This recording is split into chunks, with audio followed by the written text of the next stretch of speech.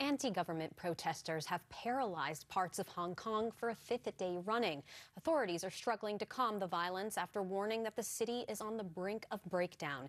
It comes a day after a man was killed after being hit in the head with a brick. The BBC's Gabriel Gatehouse has spent the past 2 days on one university campus as protesters barricaded themselves in.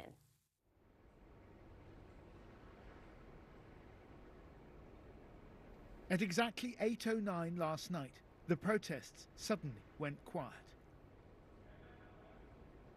In memory of a student who fell to his death during a police operation last week.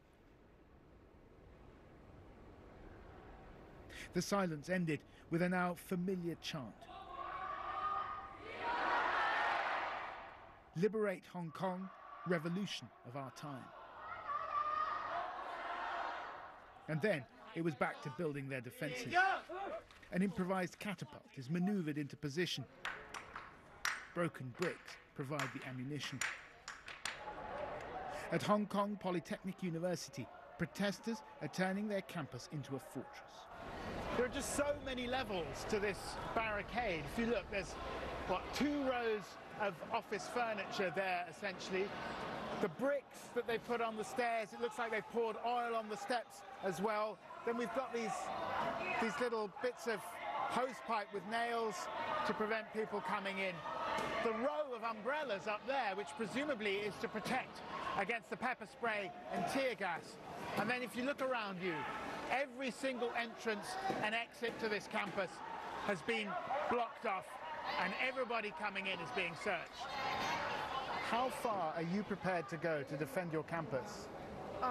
We have write notes for our family already. What do you mean? If we lost our life, and then that notes will go to our family. You've written a note to your family in case you die? I think most of us.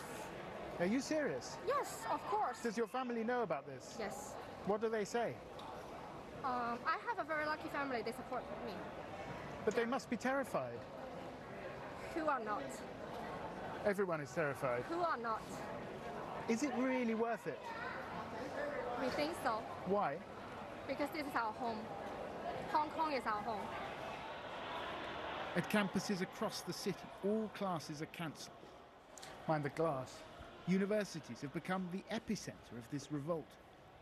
The protesters are overwhelmingly young, but they're not all students here. They're office workers, music teachers, even school children. Officials here and in Beijing say they're driving this city to the brink. Here's an improvised catapult. Police used live ammunition again this week, and the protesters' tactics are becoming more radical in response. This is a serious weapon that could kill someone. Are you prepared to risk killing a police officer in defense of your cause? If they come, we just want to stop them. We are not going to kill anyone, but if someone wants to kill you, you need to fight against them. At PolyU, they're expecting a confrontation with police. They've seen it happen at other universities. No one knows how long the standoff might last, but in the canteen they're preparing for the long haul, with everything you might need to hold out in the event of a siege. But people are on edge. Suddenly, there's a commotion.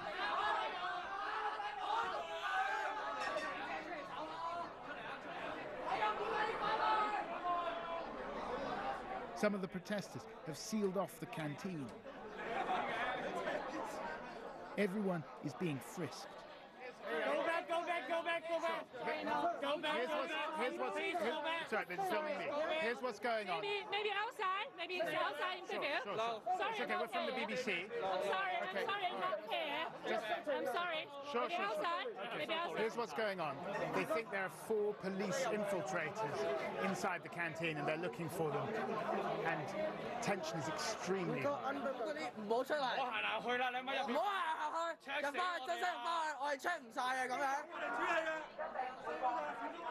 They search, but they find no one. Either they got away, or it's one of those rumours that goes viral over messaging apps. Outside, they're testing their catapults. engineering students using the Department of Finance and Accounting for target practice. At one of the entrances, on a footbridge over the main highway, they keep watch all night. This confrontation, that began with opposition to an extradition agreement with Beijing, has grown into something much more fundamental.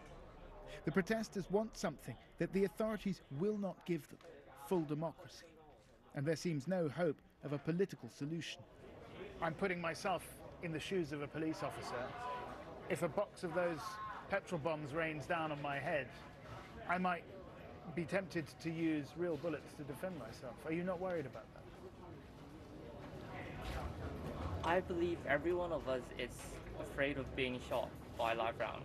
If they want to fire a live round, they will fire it anyway. What I'm asking you, I suppose, is are you worried about this situation escalating? Of course we are, but we have no choice. We think freedom is more valuable than our life. On the footbridge, the protesters are doing two things. They're holding one of the main entrances to the campus, but also they've closed off a major highway, a key artery into the city.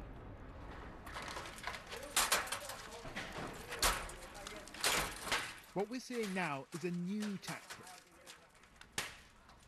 Smashing toll booths, trying to paralyse the city, to enforce a general strike. Why are you trying to stop the cars? Because maybe the police cars will come. Right. Are you also trying to stop people from getting to work in the city? Yeah, You are. Why? because we are forcing everyone to participate. For the second night running, the protesters are waiting for the police and for a fight in which they know they're the underdog. This is a nervous vacuum that becomes more dangerous as the hours tick by. Striking to see there just how tense the situation has become in Hong Kong.